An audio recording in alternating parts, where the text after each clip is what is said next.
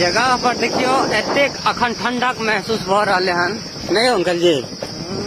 अरे जते गाछ है गाछ के कृपा के वजह से बहुत ही ठंडक महसूस हो रहा है।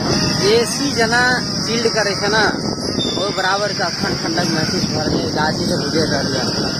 इस बारे हम अहाँ के देखा रहा छी कि देखियो हाँ सब गोटे से आग्रह है कि कम से कम अगर पेड़ नहीं लगवे छे ना तो काटे के भी प्रयास नहीं करल करियो।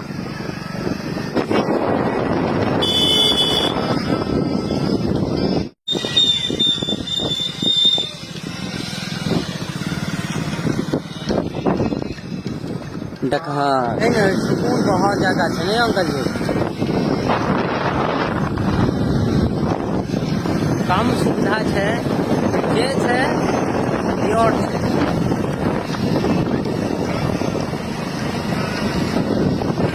एतुका अंश लग एतुका इंसान के मन भी जे है ना एकदम सुख से